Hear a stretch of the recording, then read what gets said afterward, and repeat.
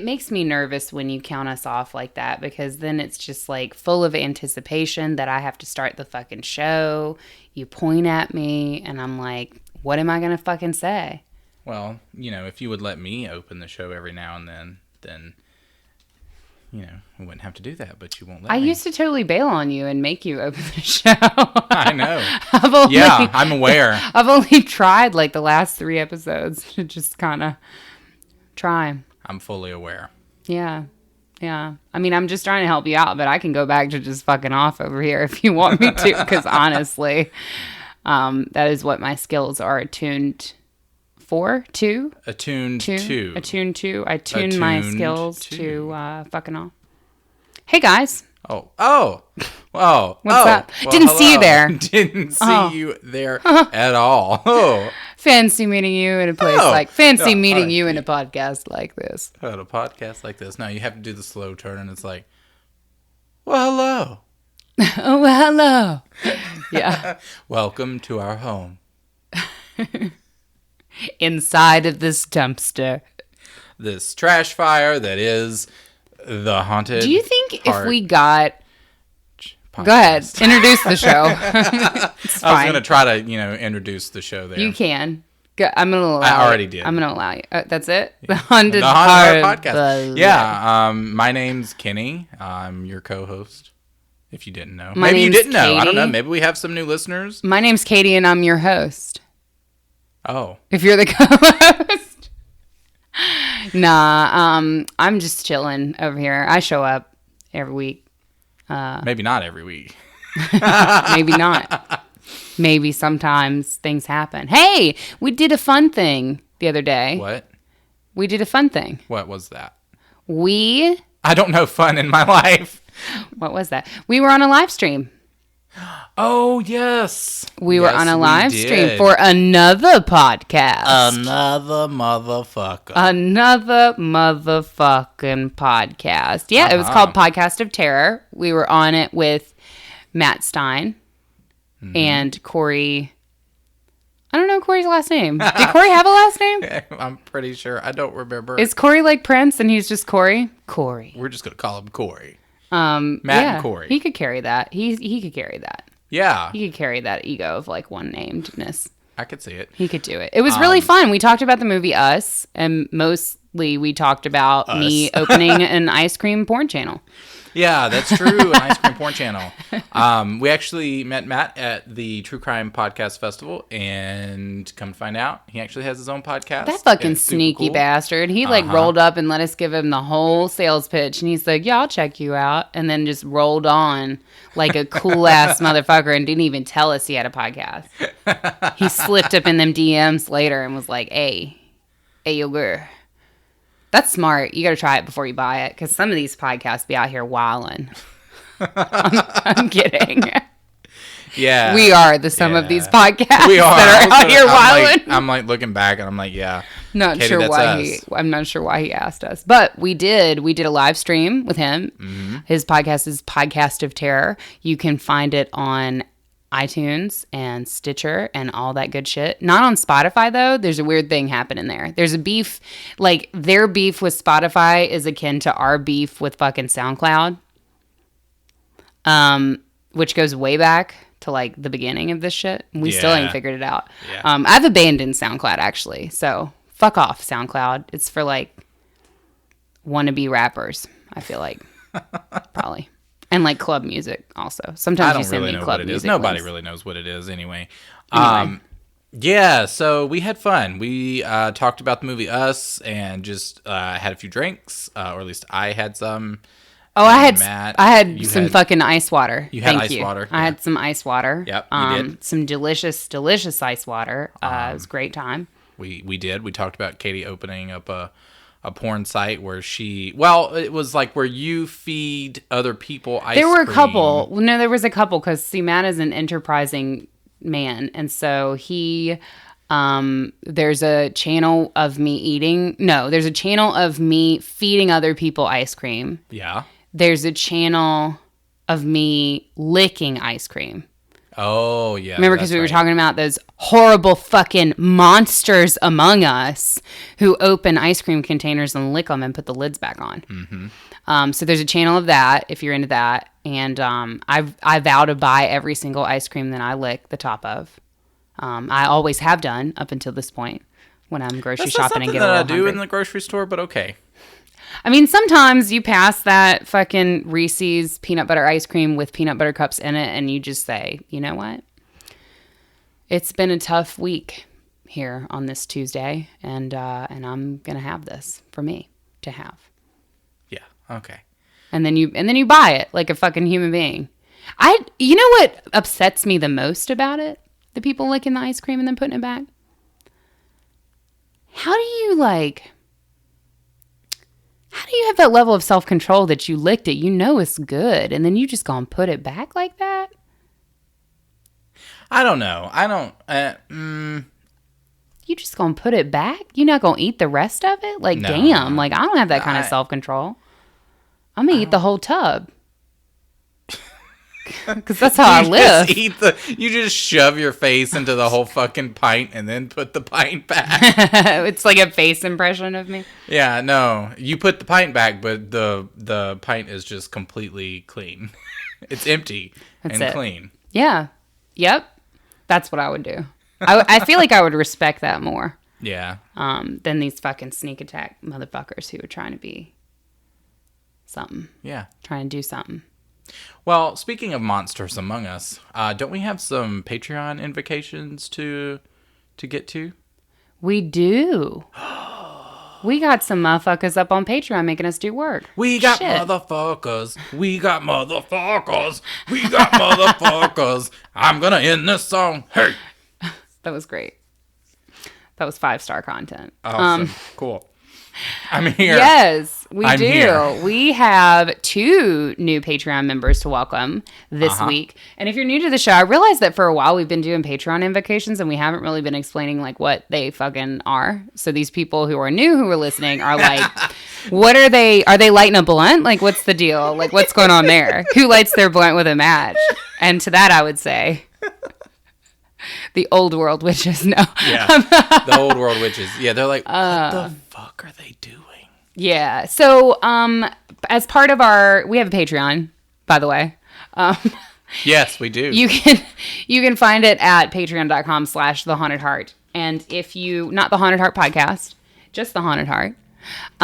If you go there and you decide to join us at any of the membership levels, we do an invocation for you on the show. Now, the invocation sounds like us just lighting a match and lighting a candle, but what you do not see, the unseen, if you will, but not the unknown, is we have dressed these candles with good intentions for health, wealth, and happiness for the Patreon member that we are invoking into our ranks. So it is both a welcoming ceremony as well as an invocation of good things to come for this person who's decided to join our family and support the family, kind of like how Manson had the women who would go out and flirty fish.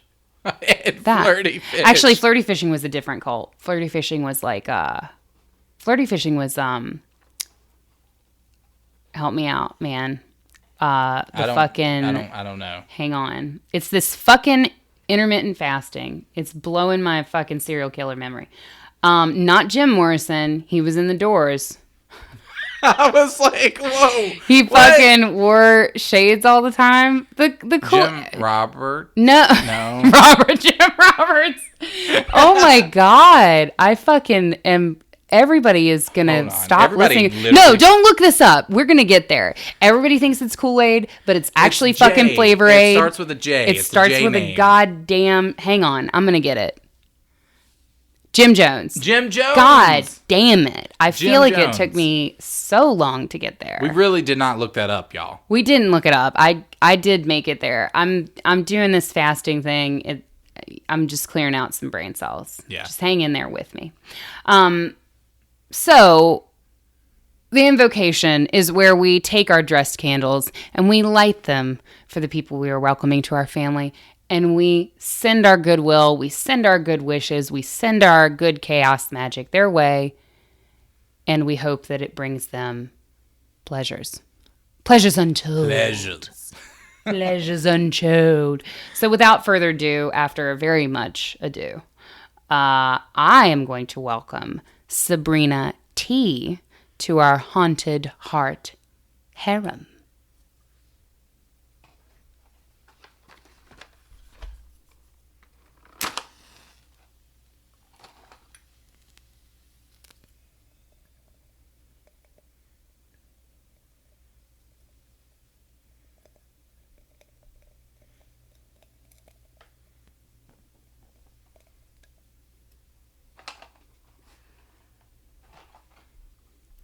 And I am invoking Claire P., who is a member of our fabulous Stay Spooky Squad. Squad goals.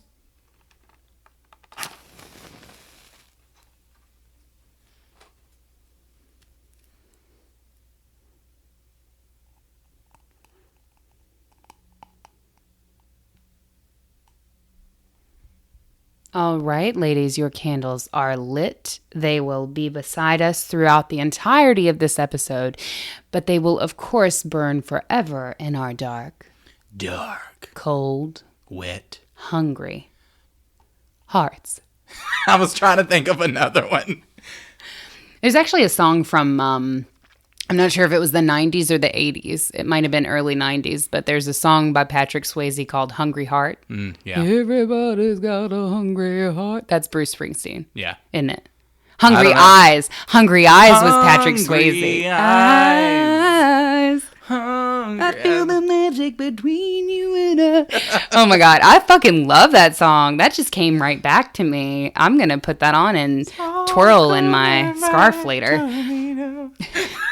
It's taking No, us. we're not talking It's about taking music this week. But we are talking about being hungry, Yeah. girl. You said no, so you're on a fast, right? I am. Yeah, so you are abstaining from eating. Just all food. I thought you were going to list things, but I'm like, no, it's just all. It's just everything. From eating food Yeah. in general. So that has to make one quite ravenous at times. It does. I could eat a horse or a fucking human being. We're talking about zombies.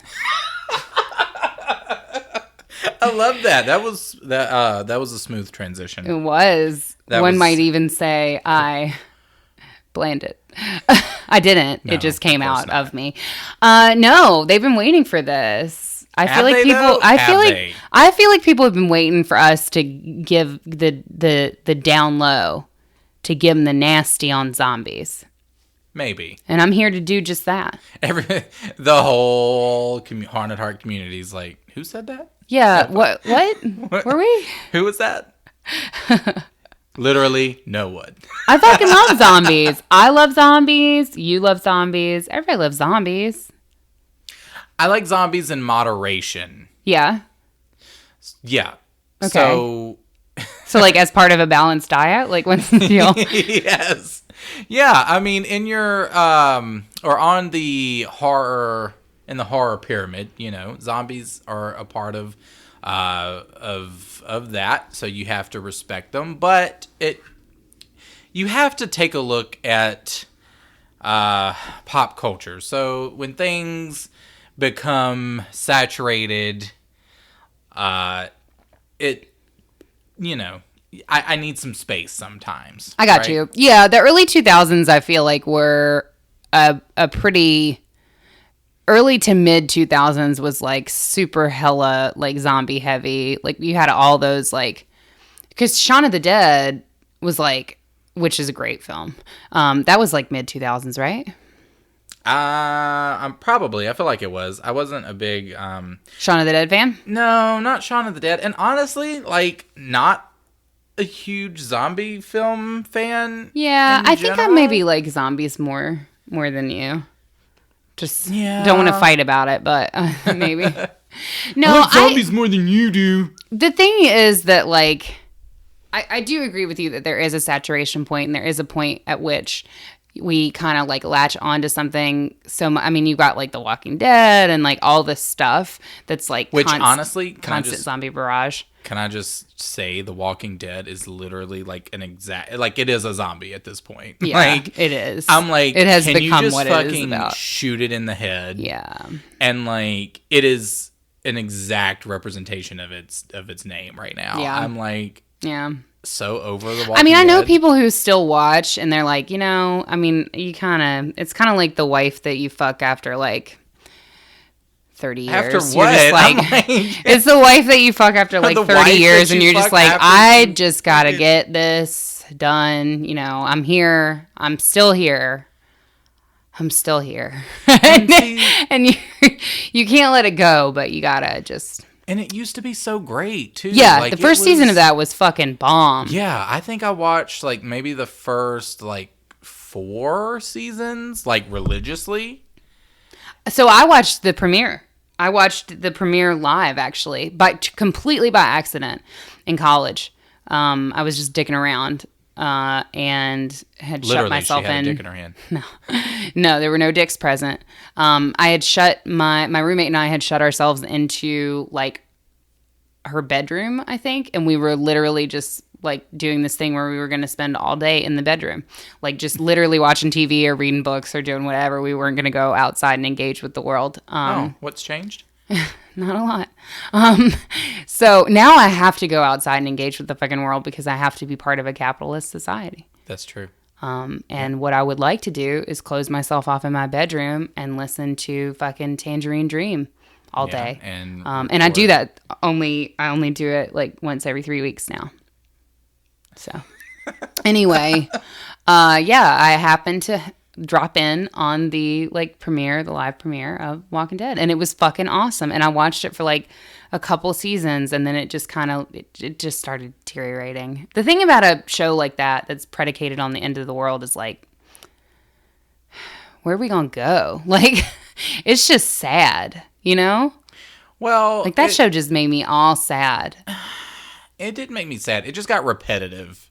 Yeah. Like each season there was like the same this formula. Is going to solve the apocalypse. Well, and then you find out that it's actually a sad lie. And then you're sad. It was just the same formula, kind of like over and over again. And I'm like, yeah, all right, I'm kind of done with this. Like, here's this new safe place we're going to go. Oh, guess what? There's something incredibly wrong with it. Oh, it's not safe. Oh, no. Oh, no. Oh, nothing's safe. Yeah. Let's go to this other place. Oh, no. Yeah. Like, at a certain point, Norman Reedus's hotness can only, like, carry it so far. I'm going to be real with you. I never found Norman Reedus really attractive. I'm sorry, Norman Reedus, if you're listening to this. I don't feel like you have that thing in you that's like you just want a nasty, like greasy, mean ass, questionably moral man to just beat the box up like Mike.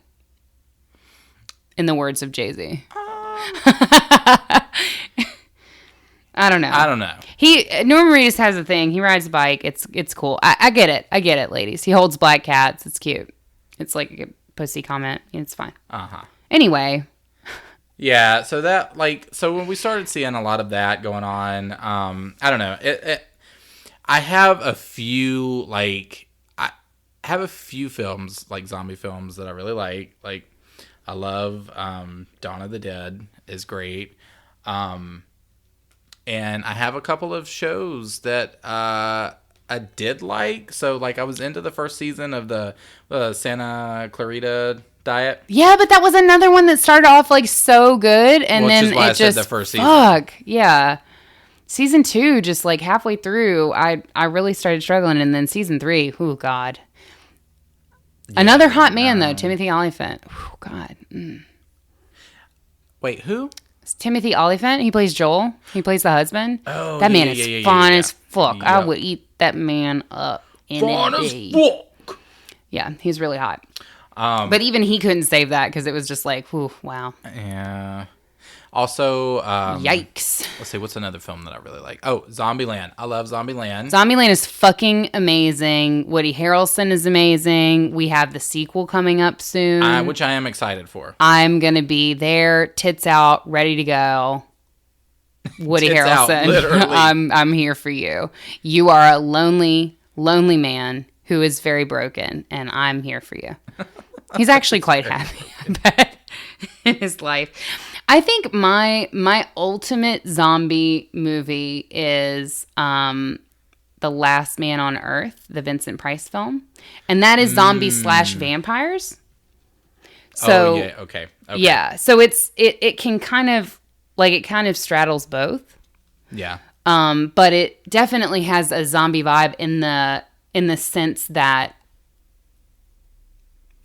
it's from 1964, and it has that feeling of complete isolation. Mm-hmm. And he's like able to go out like during the day and kind of like forage for whatever he can find.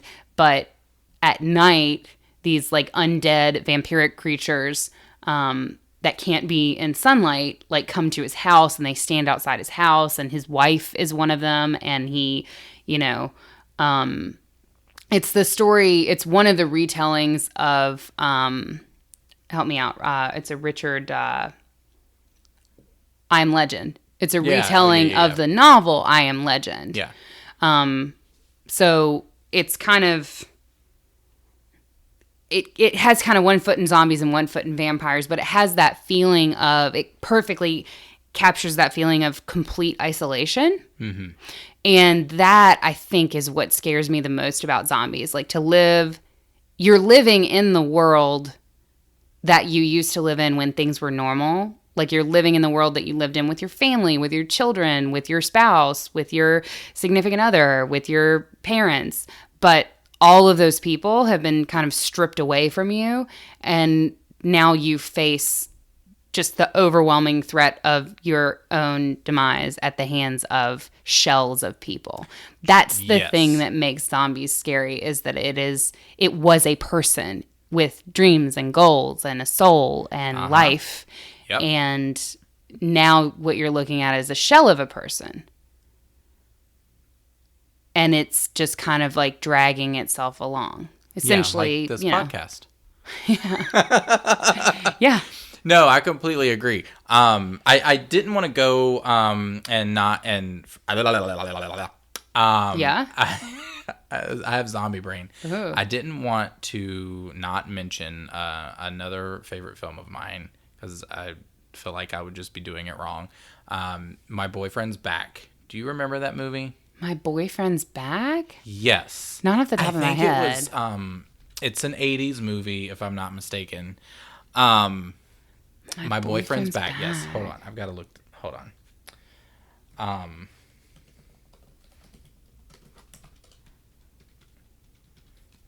Why am I pulling up the fucking song from the fucking Angels? Yeah, I did the same thing. And then it came up. It was 1993. My Boyfriend's Back. Shit. An American romantic zombie comedy film. Yes. 1993. Okay. Who was that? I'm trying to think of the actor. Who is that? I don't know. Doesn't look like any names that I know. I don't think I've seen this. You would really love this movie. Ooh. So, okay. I'm going to have to watch this. You would really love this movie. So this movie is... Philip Seymour Hoffman, Matthew McConaughey, and Matthew Fox are in small roles. Yep. That's cool.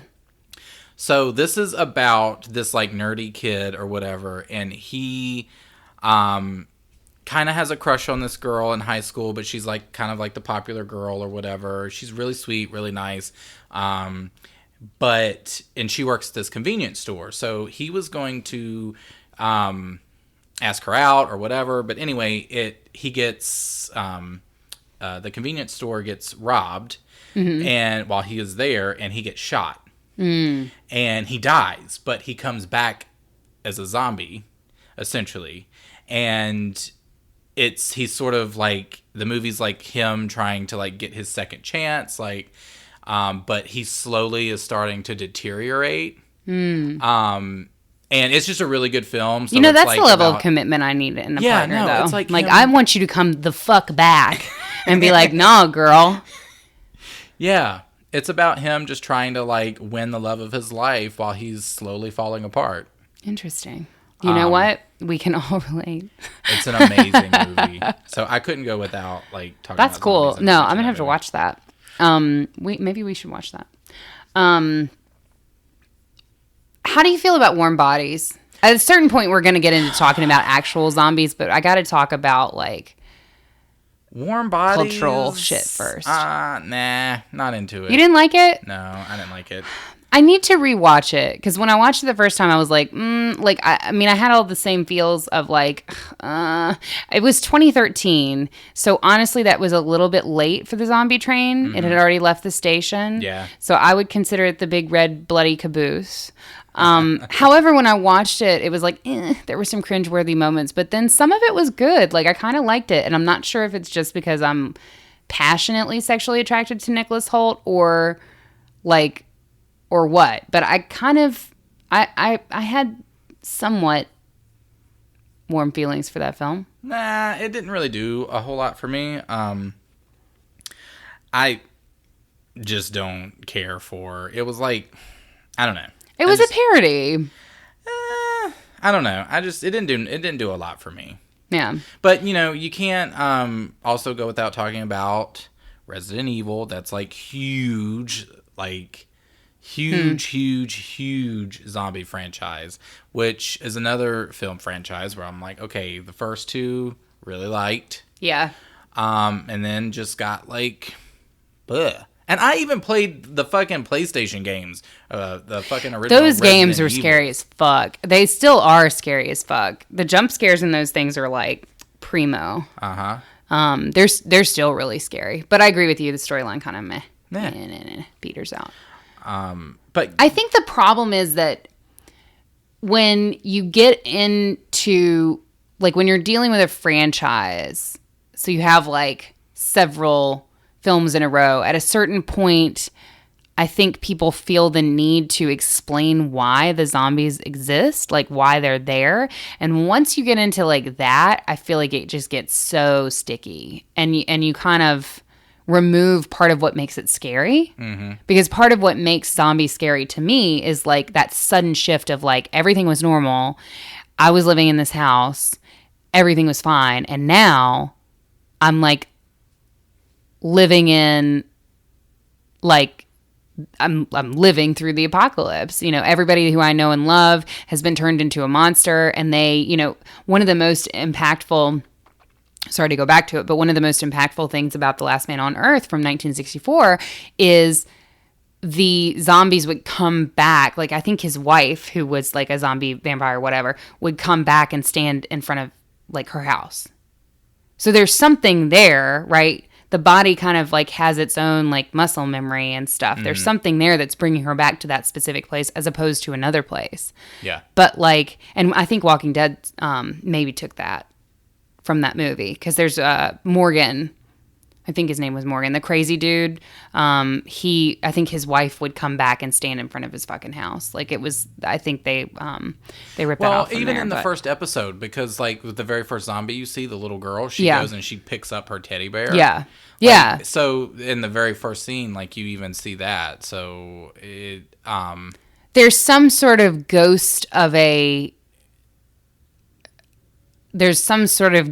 the person who's still sort of around, but not really around. And so that's what, that kind of is what the shift over from person to other, that kind of makes us uncomfortable. And then there's also a concept of, as human beings, evolutionarily, we like to put labels on things. We like something to be dead or alive. Yeah. Right? And if you're dead, then you're buried, you're in the ground, you don't move, you don't walk around, you don't talk, you don't make sound. You certainly don't try to eat other people. But zombies kind of exist, and a lot of monsters that we're scared of kind of exist in this gray space of, you know, it's not, it's in theory, it's dead, right? But it's walking around, moving, and still being a threat and whatever. So we call it the undead. But even that label is not even necessarily appropriate. And so the ambiguity about it is what makes it so scary for us. Yeah, I think it just depends on the world or the story that you're going with zombies. I think with like The Walking Dead, I think that depending on how far you or how long you have been dead, I think obviously if you're thinking about it scientifically, like, I mean, this could be false. I don't know. I'm not a fucking scientist, but I would imagine that, You're not?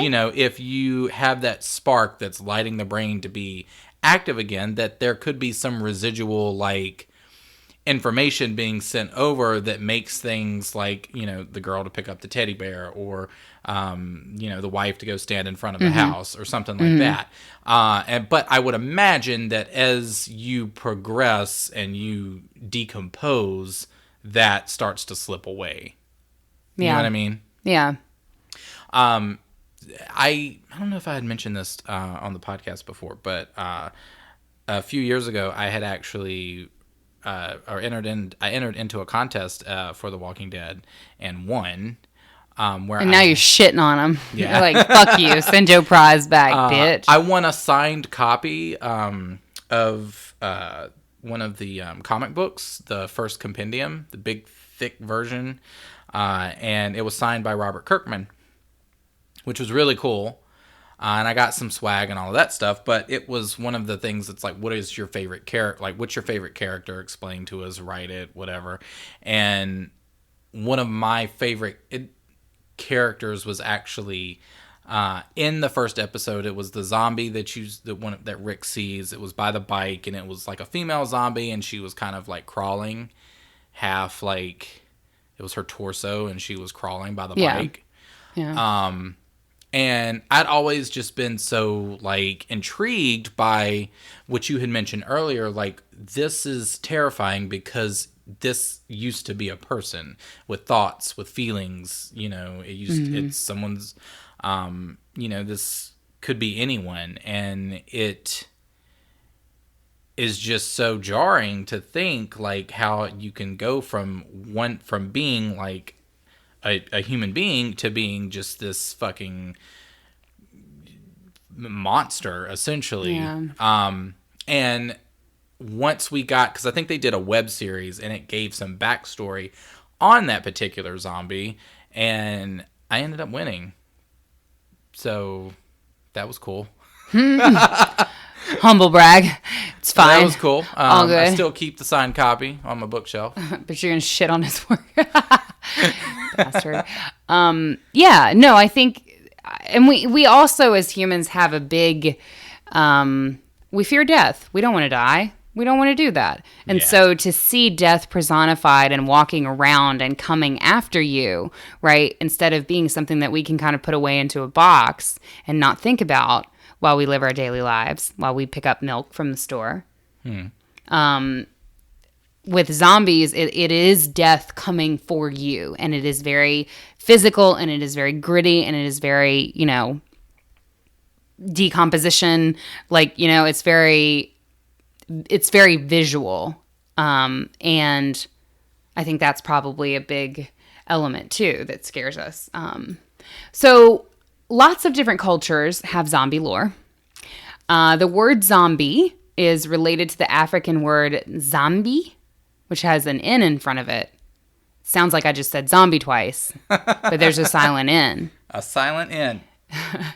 And it's spelled differently. There's a sex differently. joke in there somewhere. I'm going to leave it up to our wonderful listeners to figure out what that is. You can email us at thehauntedheartpodcast@gmail.com. Yes. So the word zombie comes from the African word zombie, which means God. The great serpent, a.k.a. Le Grand Zombie, was the father of all the other gods, and he appeared in the shape of a python.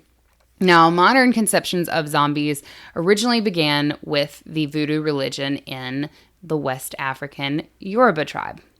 And then it traveled with enslaved people, captured people, across the ocean to the Caribbean island of Haiti. It traveled to lots of other places as well. Haiti gets a lot of focus because they have kind of been... Haitian zombies are the ones that you always hear talked about, but voodoo is everywhere.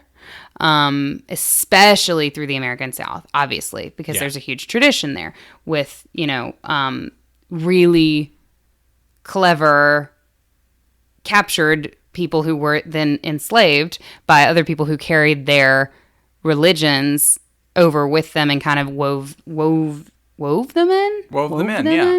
Wove seems weird, but wove them in. So you had people who were enslaved, who were, one of the stipulations in a lot of the American South was, you have to convert to Christianity, and as you are basically enslaved and loaded on this ship, you convert to Christianity or whatever. They didn't fucking know what Christianity was, and the people who were converting them supposedly to Christianity weren't there to fucking explain it. They just kind of like anointed and then moved on. But these very, very, very capable and very intelligent people said, okay, this dude says that I have to believe such and such, and I'm gonna, believe in Jesus Christ and be a fucking Catholic, whatever that means. What I'm actually gonna do is take my religion that I practice, that my ancestors have practiced, and I'm gonna marry it with Christianity, and I'm gonna carry those traditions in and kind of sort of create a new thing. The intention wasn't to create a new thing. The intention was to continue practicing their religion under oppression, basically. Yes. But what ended up happening is that you get these religions like voodoo, you get these religions like candomblé, where it kind of is a blend. And that's what we see in Haiti with the tradition of the zombie. Yes. But although that's kind of where our modern conception of zombies comes from, we did an episode on voodoo, and we talked a lot about voodoo zombies. Yes. So you can listen to that. Go right on back. It's a ways back. I think that was episode, I don't know. 4? 3 or 4, something like that. It was definitely early. Yeah, so go on back. We're sorry about the fucking sound quality. Deal with it, or don't listen to it. Like, just listen to us now when we have like money for things like mics. Some money for things like mics. So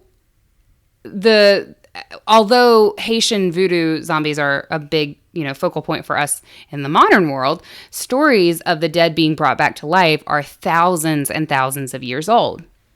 For example, 5,000 years ago, in the Middle Eastern tale, the Epic of Gilgamesh, which you might remember from Mesopotamia, an angry goddess threatened to bring the dead back to eat the living.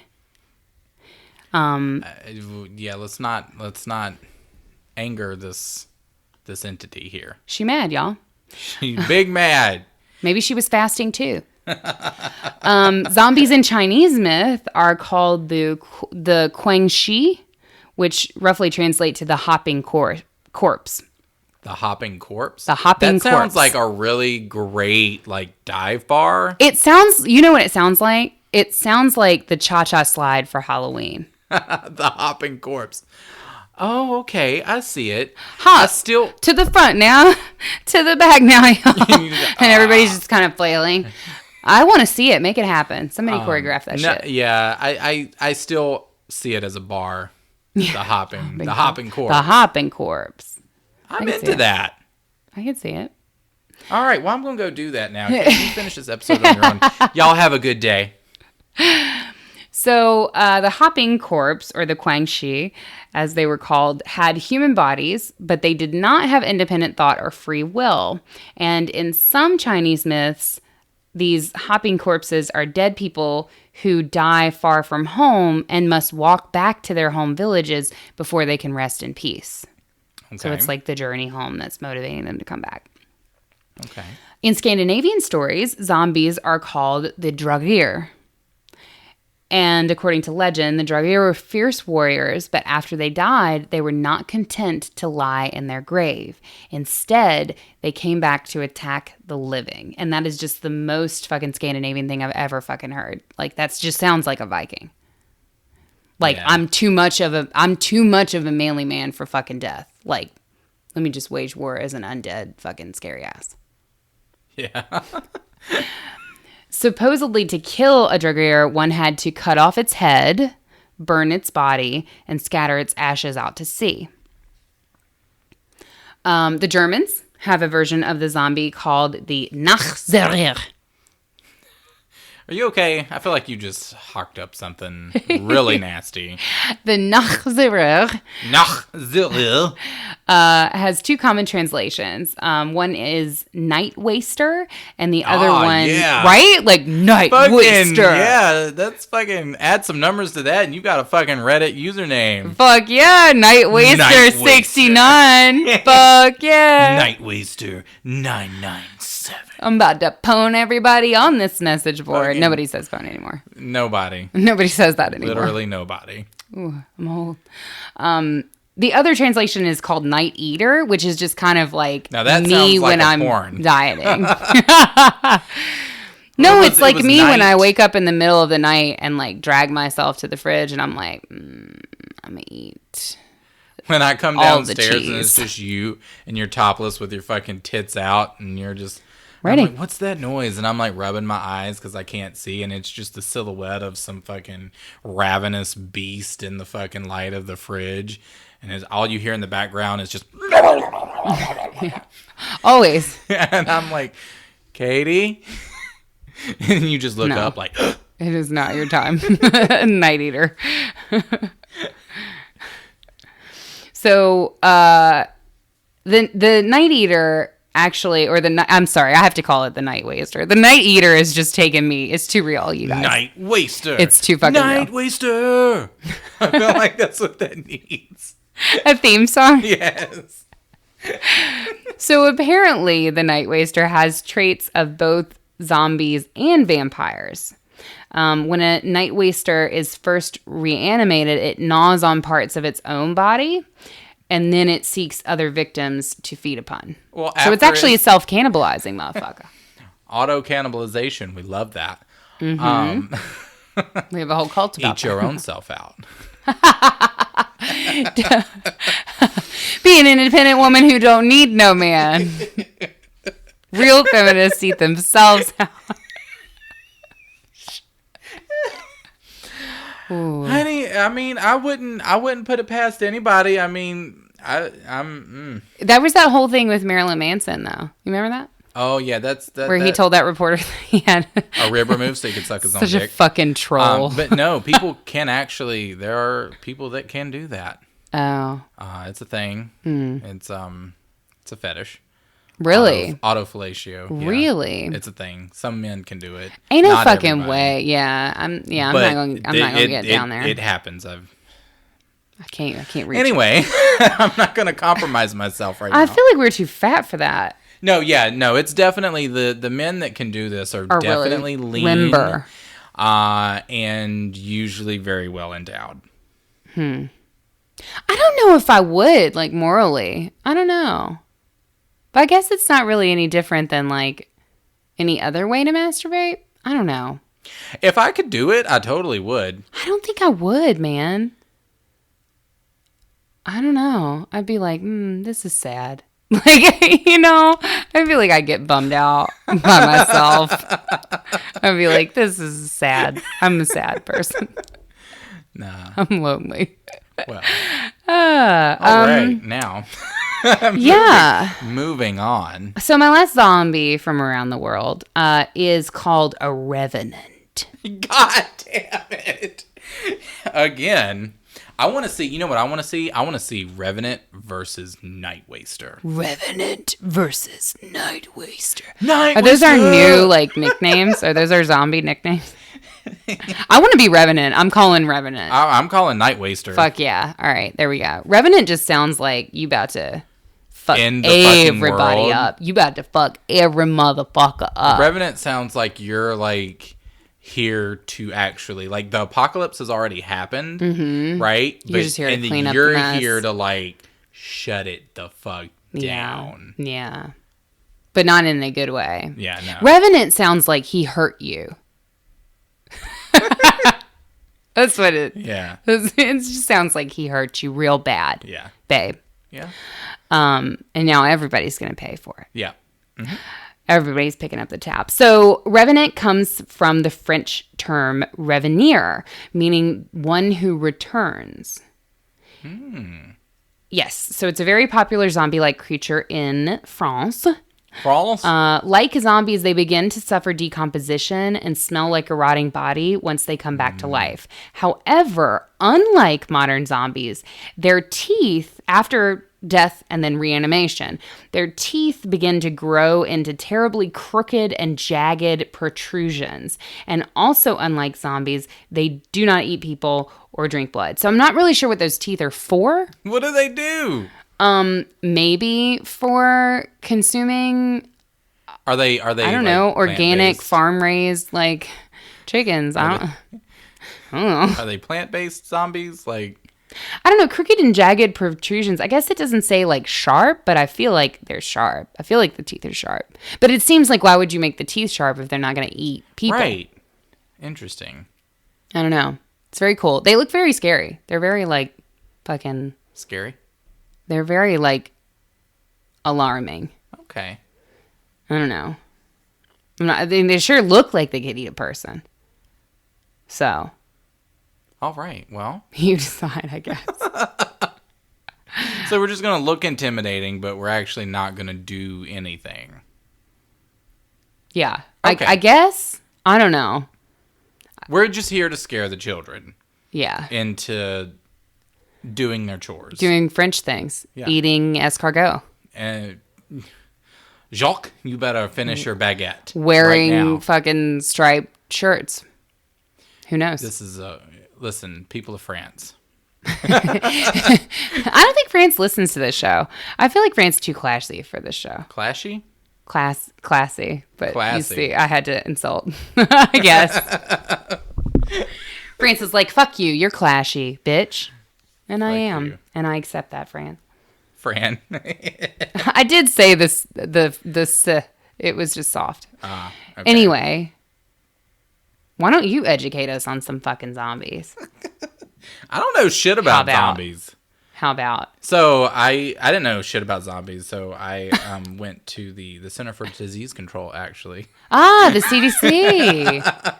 Oh, I think they did that in Walking Dead. They did go there. Yeah, they did. Didn't work out. So. Yeah, well, they don't have it anymore, I don't think. But the Center of Disease Control actually did like a whole zombie preparedness website. Is it still active? I don't know.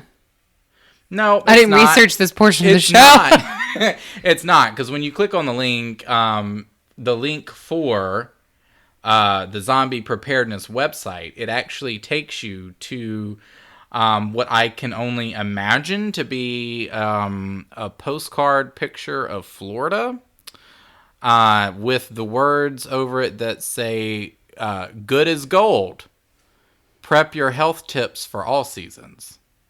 Interesting. Health tip number 1, don't do meth. Also, stay away from bath salts.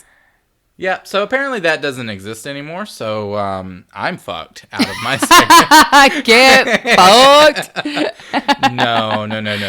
I fully did not. I just wanted to click that link and see if it was still active. No, so actually, no, for real. Speaking of news. What? What the fuck? Are you having a stroke? No, but actually, but for real. But listen, bitch. Speaking of news, did you know that earlier I think it was like in February, did you hear about the zombie deers? I feel like I did sort of like hear something about this. Yeah. It was like adjacent to this. Like, it was what? Adjacent to me living my life. Like, I definitely did hear something about a zombie deer, and I was like, Yeah, so back in February, zombie deer disease was on the rise. Interesting. Is that like mad cow, but like deader? Well, we'll find out. All of us. All of us together in this moment. Well, in February, apparently it was on the rise, so I'm glad I'm okay now. But it was actually the name of the illness. That was the fake name that they give, things, because the real names are like super hard to pronounce. It was actually some sort of like really weird like chronic. It's like chronic wasting disease is what it's called. I have a couple feels about that. One is a teenage skateboarder, or maybe actually a middle-aged skateboarder, who pulls off like the most basic of fucking tricks, like an ollie. Yeah. And is like chronic wasting disease to his friends. I feel like that's definitely a garage band name. Yeah, for sure. Ladies and gentlemen, welcome to the stage, Chronic Wasting Disease. Yeah. And also then, like in a realer place, it's a little bit the way I live my life.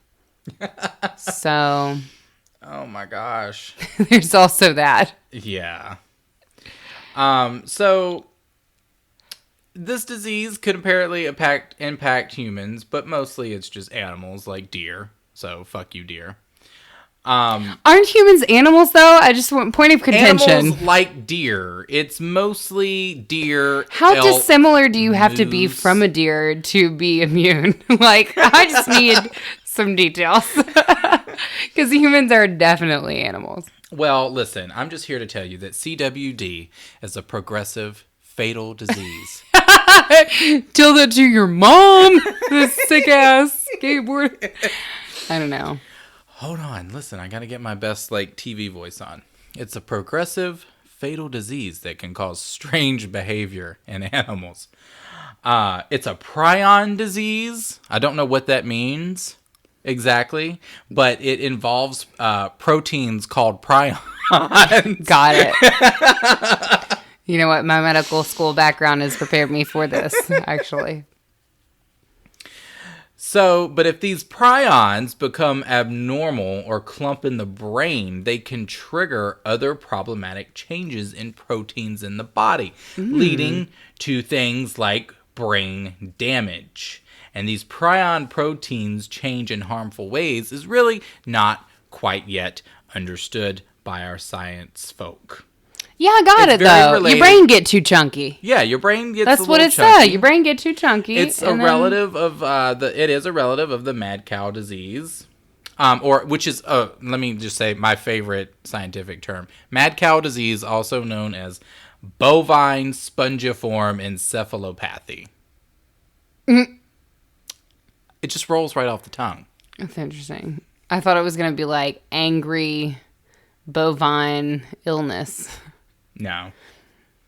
But it leads to brain damage, weight loss, and changes in behavior such as stumbling, a lack of coordination, listlessness, drooling, excessive thirst or urination, drooping ears, a lack of fear of people or aggression. I mean, it sounds like weight loss to me. Like, it sounds like a diet for sure. For fucking absolutely sure. I've had all those symptoms. A lack of fear of people. Do it. And I'll fucking fight you right here in the goddamn Panera. Like, lack of fear of people. No, that's just a general topic. Because I wanted to go... So, it's stuff like that's just terrifying me. Deers in general are already like fucking terrifying on the road. Like when they jump out in front of you. Like when they just fucking jump out. I thought you were talking about like Bambi, like deer are scary to you. I was like, oh shit, I didn't know that. But could you imagine just driving down the road and then all of a sudden that same fucking deer that comes out of nowhere is now like fucking crazy and like ready to fight you? Fucking ready to fight your fucking ass.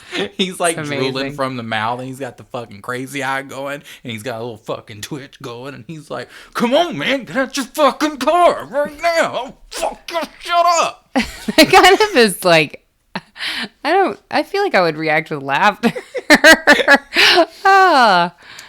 Well, that's just because you are disillusioned from I have a lack of fear of people and deer. Yes. Interesting. So we talk about zombies, and I just wanted to bring a little bit of, I guess, realism into it, like shit that like actually happens that can be considered zombies, and like this shit actually happens in nature. Mm-hmm. Like nature's fucking scary. Well, there is actually, interestingly, on the voodoo episode that we did, I was talking about this I remember this because it was such a fail. I was trying to remember the name of this fungus that like controls these fucking, like ants. I had seen something with a grasshopper. Yeah, remember that? And I was like trying to get there so hard. So I came motherfucking prepared this episode. You did talk about that, didn't you? Talking about zombie shit that occurs in nature, there's a parasitic fungus. Yeah, I know. That's what I'm getting ready to talk about, Katie. Okay, well, you know what? You don't have to steal my fucking shine. Okay, let's see you pronounce the fucking name of the species, motherfucker. Get ready. You can probably mention that. Oh, really? I have several different things. Oh, really? Yes. Okay. This is real time. Go ahead. It's how we fight. Talk about your fucking fungus, Katie. It's not mine, but it sounds cool. So there's this species of Ophiocordyceps. Oh. Yeah. Okay. Which effectively turns ants into zombies. Yeah. A recent study found that the fungus can synchronize several different ants to bite down simultaneously on the underside of a leaf and then die. Yeah. And then the fungus sprouts through the dead ants' bodies. And it, like, literally the fungus kind of, like, drives them around. It's really weird. Yeah. It's unfortunate. It makes me feel sad. There are also things called web-slinging wasps, which the females of the Costa Rican wasp lay their eggs on the abdomens of unlucky orb spiders. Yes. And after living off its host, for a few weeks, the wasp larva injects like this fucking zombie chemical into the spider. Yeah. And makes it build a fucking web. Yeah. And like fucking controls it. And it's like, you're gonna make this fucking web. Yeah. But the web is not for the fucking spider. It's for the fucking cocoon for the fucking wasp larva. Like, yeah, for them to, like... Which they will use after killing and fucking eating the spider. Yeah. Yep. Yeah. What the fuck? Yeah. There's also a thing called zombified cockroaches, because you can't talk about the end of the world without talking about cockroaches, because you know they're going to be the last thing standing. Cockroaches and fucking Twinkies. And me. And you. And me and this and podcast. Woody Harrelson. You and me and Woody Harrelson. You can use a Twinkie for a lot. Okay, Woody. So anyway. So when the female jewel wasp is ready to procreate, she's ready to fuck. She finds a cockroach to serve as a living nursery for her fucking young.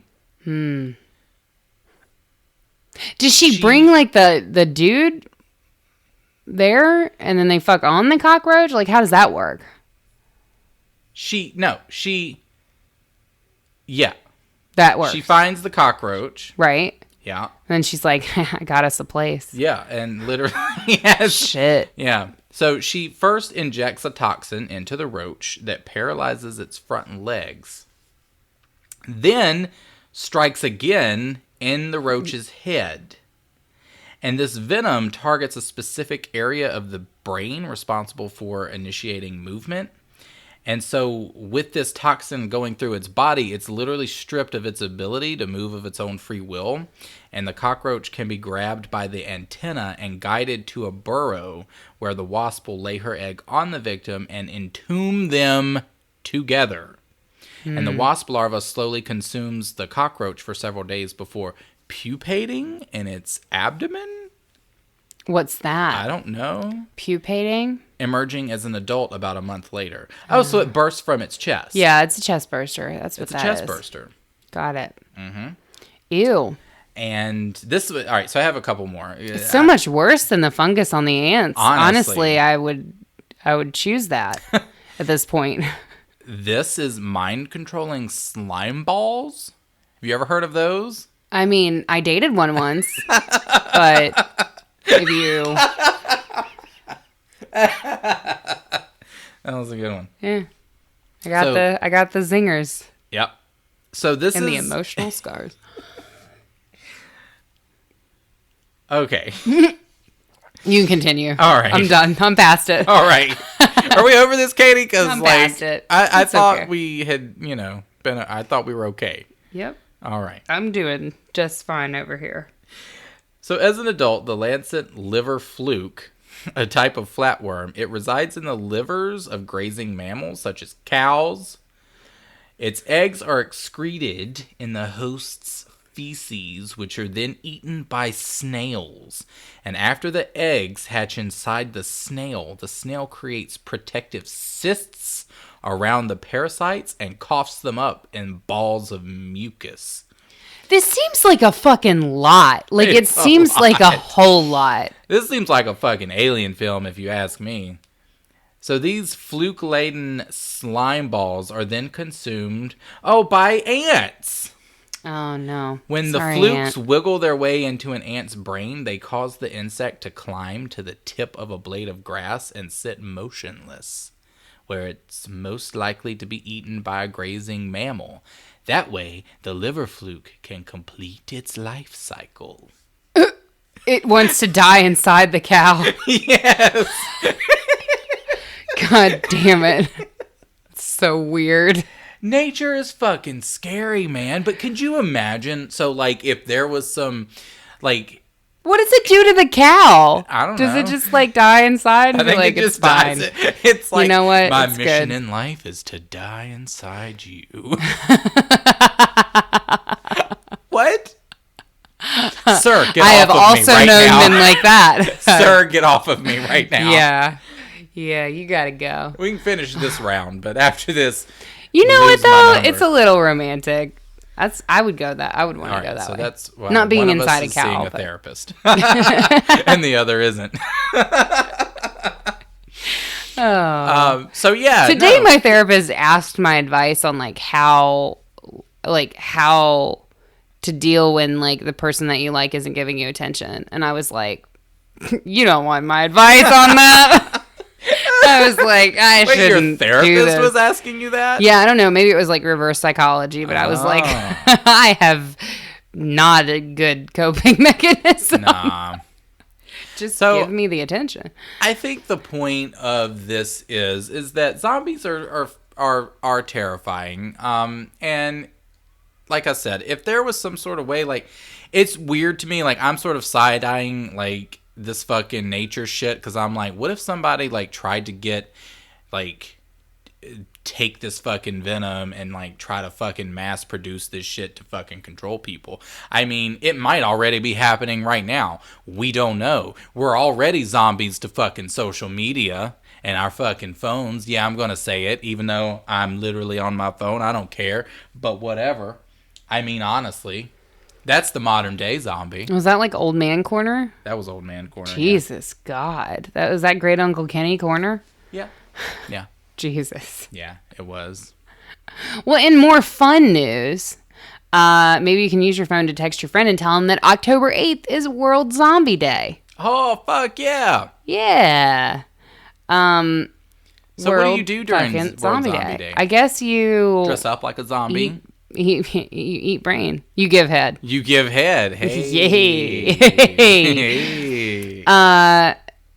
Yeah. The other interesting thing that I wanted to talk about, but I had no fucking segue for it. I have a fact that's going to make you shit your pants. You ready? Well, you're too late for that. You ready? So, George A. Romero, who is often referred to as the father of the modern zombie. There you go. We said his fucking name on the podcast about zombies. I know that you were waiting for it. I know that you were very upset. Your asshole was puckering. I know. George A. Romero. There you go. You can come now. So Romero, who is widely viewed as creating the modern zombie cinema, has written and directed more zombie films than anyone in history. Yes. His first paid directing job, however, was filming Mr. Rogers' tonsillectomy for Mr. Rogers' Neighborhood. Boom. What the fuck? Romero later said that this project somehow inspired him to pursue a career in horror films. So Mr. Motherfucking Big Dick Rogers inspired the fucking father of the modern fucking zombie. I'm done. Thank you. Mr. Rogers is everything. I'm fully convinced at this point. This is so random to me. I'm like, what? How have I never heard of this? First of all, why did we need to film Mr. Rogers' tonsillectomy? One. But yeah, no, it's true. Look it up. Why was he? I'm Fact confused. check me, Wait, bitch. no. Try me, what bitch. was he filming, Mr. Well, why? For Mr. Rogers' Neighborhood. So there was like an episode apparently when Mr. Rogers wanted to, but when I guess, was explore the Mr. concept of Rogers tonsillectomies. On air. Oh, way the fuck back. I think he started in like the 60s. Let's see. I watched the fucking documentary, but I cried through it. Well, because Night of the Living Dead was 1968, so... Yeah, but Mr. Rogers' Neighborhood started in February of 68. Oh, wow. Yeah. So maybe it was a quick fucking turnaround. I just don't remember Mr. Rogers being that old. Yeah, he was. No, he was very old. But he took care of himself, man. Mr. Rogers I just don't remember big. the show being that old, because I'm thinking like... Wow. No, our fucking parents watched Mr. Rogers. Wow, that's fucking mind. Yeah, bruh. My mind is bruh. blown. So in February of 1968, Romero was fucking filming Mr. Rogers' tonsillectomy, and in October, he was fucking... Question is, what the fuck was going on creating in Night of Mr. the Living Rogers' Dead. throat that made him want to fucking start fucking horror? That's what I want to know. Yeah. Is Mr. Rogers a fucking, like, alien? Like, is he fucking night waster? Like, you know, if he fucking is, Revenant? he's too good for us. He's too good for us. Is Mr. Rogers the Revenant? That's what I want to know. Potentially. Yeah. I keep thinking of that Leonardo DiCaprio movie from like 2 years ago. Yeah. Where he fights the fucking bear. I was thinking about that. So, yeah, I mean, that's zombies for you today, folks. That's it. That's all you need to know about zombies. You heard George's name. We talked about it. We said the word Night of the Living Dead. Didn't mention Thriller though until now, but there you go. There you are. Just trying to cover. We actually have a right whiteboard where we're end. just kind of going just through, listing off names. Just gotta make sure we get there. I just think that, just in conclusion, zombies for me just really sort of symbolize like hollow shell of yourself, hordes of fucking motherfuckers coming to you. It's like being in a fucking ocean. It's like the same thing that scares me about zombies is what scares me about like being alone in the fucking ocean. You know what I mean? It's that like that just isolation. overwhelming like sense of like you're about to be consumed, both like by the flesh and by like the fucking weight of zombies, like in like fucking World War Z, like fucking waves of rotting fucking meat. You know it stinks. So, for sure, like an umami sort of scent. Definitely a wafting, wafter. You want to waft it. You don't want to get in there. So to close out, though, I have to ask you: fast zombies or slow zombies? I knew your bitch ass was gonna do that. Fast zombies or slow zombies? Well, are we talking about just in like which ones I prefer, or which ones? Which do you find scarier or scarier, more captivating, more? So I find fast zombies more terrifying. Actually, they're less realistic. Yeah, which puts me out of it a little bit. Yeah, but it's still terrifying because, bitch, I can't fucking run. Like, yeah, I'm not about to run nowhere. You know. So I would have to say fast zombies. Plus, like, at this day and age, like, with so much, like we talked about, like, with zombies being very overly saturated, like, stuff like fast zombies can sort of lend to comedy in a way and make zombies sort of like fun and almost lighthearted and like a commentary on itself. And you know, movies like Zombieland, you know. Yeah. So. But I don't think Zombieland zombies were fast. No, they weren't. But what I'm saying is that like what? No, what I'm saying is, whatever. I don't fucking, yeah, I'm done. I'm fucking done. What about you, bitch? I know Zombieland did not have fast zombies. But what I'm saying is that Zombieland is horror comedy. And I feel like fast zombies can also be horror comedy. I wish that you guys could see Kenny with his we use these really long matchsticks, and he's gesturing with his used matchstick, as though he is a conductor for the band of his demise, of his just total mental deterioration. No, I'm that meme where the woman is got all those, she's looking and she's got all the math equations and yes.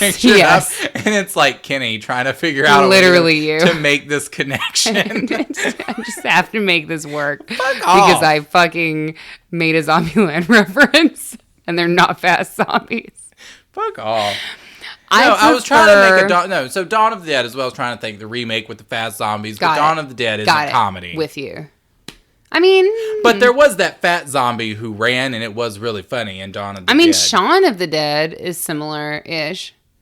And it was a comedy. It's pretty good. Yeah, but I don't like Shaun of the Dead. Here's the deal. We are on opposite ends of the spectrum of the zombie debate, and we have been for years.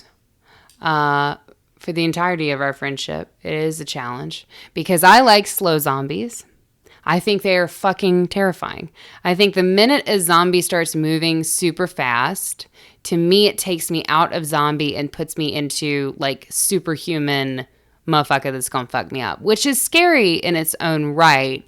But it's to me it's almost less scary because the zombie runs super fast, the zombie will eat me super fast, and then I'm done. You know what I mean? I'm tapped out. That's it. I'm not going to hang around and chill. They're really fast. They're going to consume me in under a minute, and then that's it, right? Yeah. And I may turn into one of them, but the whole process is very fast. Whereas for me, the slow zombie, the zombie that you see it coming for you. And it's slowly kind of ambling forward as though it takes all of its effort to heave itself forward at you. Something about that allows more space, more mental space around that image. And it just kind of, it's the same, in some ways, it's the same thing that makes Michael Myers scary. Michael Myers is not running. Yeah. He's not fast. Yeah. I mean, a fast zombie is obviously going to overtake you. You can't, like you said, we can't fucking run. Yeah, not at all. But that slow sort of ambling walk, something in that echoes the truth of what makes zombies so scary, which is that in the end, it's not going to be superhuman, fast zombie that overtakes you. It's going to be this ambling, heaving shell of a creature that eventually you will become so tired that it'll just keep coming, It's coming very slowly, but it's not ever going to stop coming, and eventually you will stop. Eventually eventually it will overtake you just because of the mental effort of continuing to go forward, Yeah. And I think that is what is so scary to me about zombies is that self-reflection that you get to have in that moment with a slow zombie as opposed to the fast ones. Because those are kind of fucking badass. I'm gonna be honest with you, the fast zombies. Your answer was so much more eloquent than mine. Yeah. Maybe it's just because I'm a little more removed from zombies that I'm just just give me the fast ones. That's fun. Yeah. Yeah. It's more like action. Yeah. No, zombies are fucking absolutely terrifying. I definitely think I would be the other trope that I love in zombie movies, and by I love, I mean it destroys my soul, is the families who killed themselves to avoid turning into zombies. That's me. That's definitely me. When when the survivors are like venturing through and trying to like figure shit out and survive and shit, and then they come upon a house where the whole like, you know, they killed their children and then the husband and wife killed themselves and just kind of, you know, left, pieced out. I feel like that would be me. I'd be like, bye. not doing this. No, you gotta fight. I don't know. You gotta fight. I would fight. You can stay here and kill yourself. Maybe. I'm gonna fight. I don't know. I just couldn't. I don't know. I feel like there's a few key people that if the zombies got them, I'd be like, well, hell, I guess I'm done. Although it would be interesting to Shaun of the Dead you and just kind of chain you up to the wall here and record the podcast still. Well, again, what's changed? Yeah, like I wonder how different it would be. How different would it be?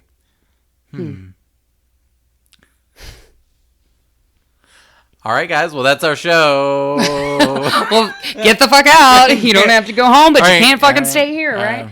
And go. Yeah. No, you can stay with us all the time via social medias because that's what we do in 2019.